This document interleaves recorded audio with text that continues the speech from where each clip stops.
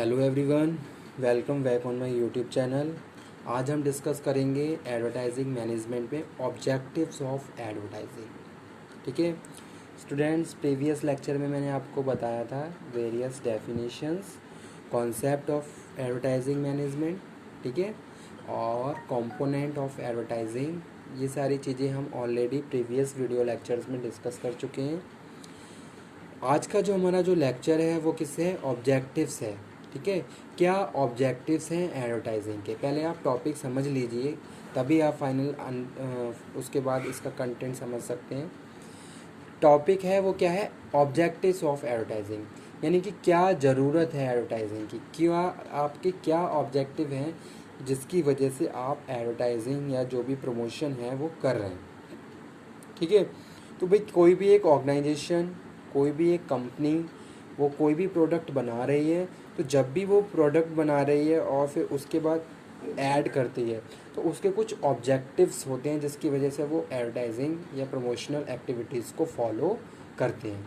ठीक है, और ये बहुत ज़्यादा इम्पॉर्टेंट भी है कि जब भी आप एडवर्टाइजिंग करने जा रहे हैं तो आप अपने ऑब्जेक्टिव सेट कर लीजिए, तभी जाके फाइनली आप किसी एजेंसी या कोई भी आइडेंटिफाइड स्पॉन्सर हैं उसके थ्रू आप अपनी एडवर्टाइजिंग अपने इंटरेस्ट के थ्रू करवा सकते हैं।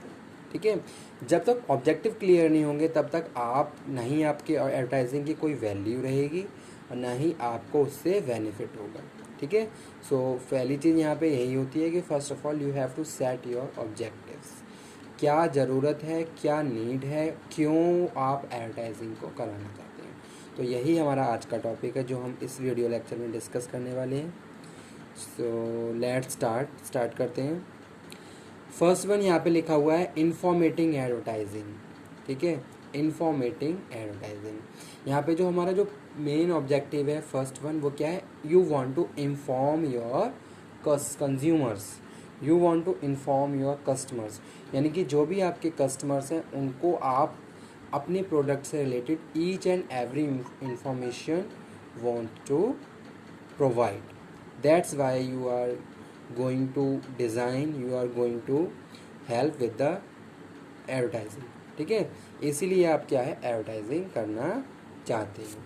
तो पहला जो यहाँ पे है इंफॉर्मेटिव एडवर्टाइजिंग। यहाँ पे आप क्या कर रहे हो? You are doing promotional activities and providing each and every information which is related to your product and services, whether information related to ingredients, या अगर कोई फूड कोई प्रोडक्ट है, खाने का कोई प्रोडक्ट है, यानी कि क्वालिटी से रिलेटेड, प्राइस से रिलेटेड। ठीक है, किस तरीके से आपने उस प्रोडक्ट को बनाया गया है, किस तरीके से कंपनी से आप कांटेक्ट कर सकते हो, यानी कि प्रोडक्ट से रिलेटेड फर्स्ट टू लास्ट सारी इन्फॉर्मेशन आप अपने कस्टमर को प्रॉपर पहुंचाना चाहते हो।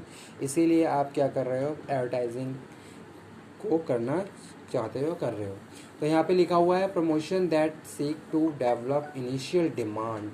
ठीक है, you want to inform and you want to create demand from the markets.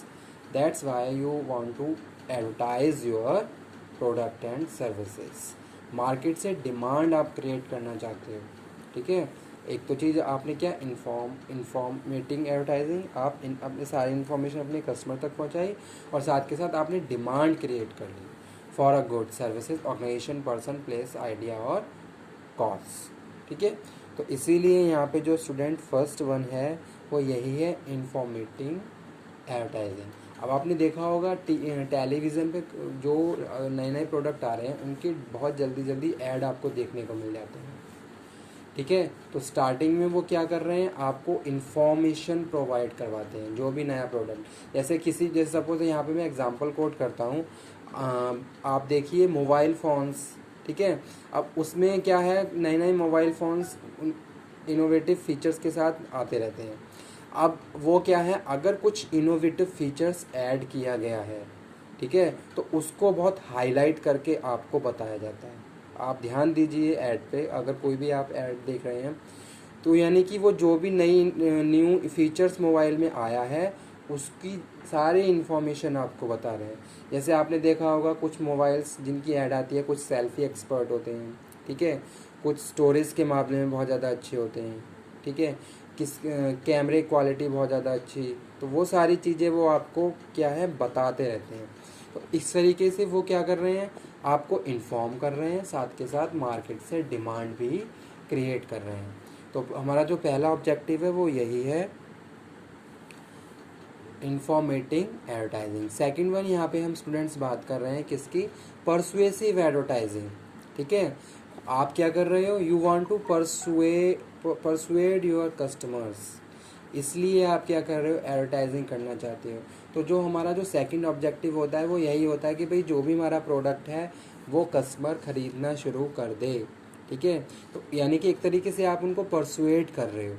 तो वो वही चीज़ यहाँ पे मेंशन की गई है, promotion that attempt to increase demand for existing goods and services, organisation, person, place, idea और कॉज। ठीक है, promotion that attempt to increase demand for existing goods and services, यानी कि जो भी गुड्स एंड सर्विसेज मार्केट में available हैं उससे रिलेटेड आप क्या कर रहे हो, ऐड कर रहे हो और कस्टमर को परसुएड कर रहे हो। ठीक है, कि भाई वो विलिंगली क्या है, हमारे प्रोडक्ट को खरीदना शुरू कर दे। आपने क्या करा, आपने उसको इंफॉर्मेटिव एडवर्टाइजिंग की, आपने उसको परसुएसिव एडवर्टाइजिंग दी। ठीक है, अब उस आप क्या कर रहे हो, उसको परसुएड कर रहे हो कि भाई वो विलिंगली क्या है, हमारे प्रोडक्ट को एक बार एक्सपीरियंस करे, एक्सपीरियंस करके देखे। तो ये सारी चीज़ें हम बात कर रहे हैं किसमें, हमारे सेकंड ऑब्जेक्टिव में, that is persuasive advertising. Next one student यहाँ पे जो हम बात कर रहे हैं वो बात कर रहे हैं किसकी, रिमाइंडर एडवर्टाइजिंग। ठीक है, तो रिमाइंडर एडवर्टाइजिंग में हम बात कर रहे हैं advertising that reinforce previous promotional activities by keeping the name of goods, service, organization, person, place, idea, cause before the public. ठीक है, तो रिमाइंडर एडवर्टाइजिंग की यहाँ पे हम बात कर रहे हैं कि भाई जो भी एग्जिस्टिंग गुड्स एंड सर्विसेज हैं वो कस्टमर के माइंड से स्विच ना हो जाए, या फिर कस्टमर उनको स्विच करके दूसरे प्रोडक्ट पे नहीं ना पहुंच जाए। ठीक है, क्योंकि आपने देखा होगा आज के टाइम में क्या है, परफेक्ट कंपटीशन होता है, बहुत सारे गुड्स एंड सर्विसेज अवेलेबल हैं और नए नए गुड्स एंड सर्विसेज आते रहते हैं। तो अब आपका जो भी प्रोडक्ट है ऐसा ना हो कि कस्टमर उसको रिप्लेस कर दे या फिर कस्टमर को उसका कोई सब्स्टिट्यूट मिल जाए। तो इसके लिए आप क्या है, रिमाइंडर एडवर्टाइजिंग की हेल्प से अपने जो भी आपका प्रोडक्ट है वो कस्टमर के माइंड में, कस्टमर की आई में सेट करके रखते हैं। तो वही हमारा थर्ड ऑब्जेक्टिव है, रिमाइंडर एडवर्टाइजिंग। ठीक है, तो यहाँ पे हम बात कर रहे हैं रिमाइंडर एडवर्टाइजिंग। जैसे आपने देखा होगा टेलीविज़न पे बहुत सारे ऐड आते हैं। ठीक है, अब उसमें कुछ ऐड ऐसे होते हैं जो आपको ऐसा लगता होगा कि काफ़ी टाइम मतलब कि काफ़ी टाइम रिपीट हो रहा है ये ऐड। ठीक है, या फिर ये ऐड कई बार से बहुत बार इसी तरीके से दिखाया जा रहा है। तो स्टूडेंट वो क्या होता है, वो एक रिमाइंडर ऐड होता है। या फिर आपने देखा होगा कि भाई कोई ऐड, नए नए ऐड में कुछ एक नया पुराना ऐड आया। ठीक है, तो कहीं ना कहीं वो सारी चीज़ें क्या है, रिमाइंडर ऐड होता है। वो आपको रिमाइंड करवाते हैं कि भाई ये प्रोडक्ट भी अभी मार्केट में अवेलेबल है, आप इसको इस मार्केट में प्रॉपर इसकी डिमांड है, आप इसको यूज़ कर सकते हैं, इसको एक्सपीरियंस कर सकते हैं। ठीक है, और साथ के साथ वो अपने को दूसरों के साथ बेस्ट दिखाने की कोशिश करते हैं। तो वो ये जो भी प्रोडक्ट है वो ये शो करते हैं कि ये प्रोडक्ट ऐसा नहीं कि मार्केट से डिक्लाइन हो गया है या फिर इसका कोई भी इफ़ेक्ट नहीं पड़ेगा।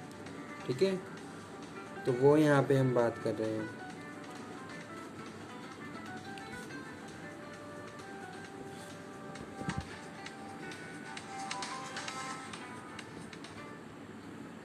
उसके बाद जो थर्ड लिखा हुआ है, नेक्स्ट लिखा हुआ है फोर्थ, वो है increasing the sales of goods and services, जो कि हमारा क्या है, नेक्स्ट ऑब्जेक्टिव है। You want to increase sales of goods and services. कैसे इंक्रीज़ होगी, मार्केट से आप डिमांड क्रिएट करेंगे। डिमांड कैसे क्रिएट करेंगे, आप प्रॉपरली एडवर्टाइजिंग करेंगे। ठीक है, और एडवर्टाइजिंग से ही आपकी फिर क्या हो जाएगी, जब डिमांड आएगी तो आपकी सेल्स बढ़ जाएगी। तो कैसे हुई, एडवर्टाइजिंग के थ्रू। तो ये हमारा क्या है, ये भी मेरा नेक्स्ट ऑब्जेक्टिव है किसका, एडवर्टाइजिंग का। You want to increase your sales, that's why you are doing this kind of activities which are related to promotion, that is advertising. Okay, increasing the sales of goods and services. Next है increase the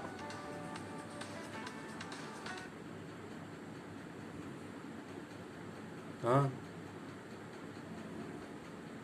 अभी आ रहा हूँ, lecture चल रहा है। Increase and develop the sales and awareness with brand. ठीक है, increase and develop the sales and the awareness. आप अवेयरनेस बढ़ाना चाहते हो। आप अगर कोई भी आप फीचर ऐड कर रहे हो अपने प्रोडक्ट में, तो आपकी यही कोशिश रहती है कि कस्टमर उस चीज़ से अवेयर रहे। ठीक है, कस्टमर को सारी इन्फॉर्मेशन आप टाइम टू टाइम प्रोवाइड करते रहते हो। तो इसके लिए भी आप क्या है, एडवर्टाइजिंग करते हो, जो कि नेक्स्ट ऑब्जेक्टिव है किसका, एडवर्टाइजिंग का। उसके बाद हम बात कर रहे हैं क्रिएशन ऑफ ब्रांड इमेज। आप अपने ब्रांड एक स्ट्रॉन्ग ब्रांड इमेज, अपने ब्रांड को एक स्ट्रॉन्ग ब्रांड इमेज बनाना चाहते हैं। ठीक है, तो इसके लिए आप क्या करोगे, बार बार इन सब प्रमोशनल एक्टिविटीज़ को फॉलो करोगे, ताकि ज़्यादा से ज़्यादा कस्टमर उसको लाइक करें, ज़्यादा से ज़्यादा कस्टमर की अवेयरनेस बढ़े उस ब्रांड से रिलेटेड। ठीक है, जैसे आपने देखा होगा कुछ ऐसे ब्रांडेड प्रोडक्ट जिनसे रिलेटेड अगर कोई प्रोडक्ट मार्केट में आपको मिल जाएगा, तो आप उन्हें आंखें बंद करके परचेज़ कर लेते हैं, क्योंकि आपको पता है कि ब्रांड बहुत अच्छा है। ठीक है, तो ये यहाँ पे हम बात कर रहे हैं, ये सब चीज़ें भी तभी फॉलो होती हैं या बहुत स्ट्रांगली हम तभी कर सकते हैं जब हमने प्रॉपरली प्रमोशनल एक्टिविटीज़ को फॉलो किया हुआ है। ठीक है, रिमाइंडर अबाउट ब्रांड, जैसे कि कॉलगेट वाइटनेस मीटर। ठीक है, एक यहाँ पे एग्जांपल भी कोट किया गया है, रिमाइंडर अबाउट ब्रांड।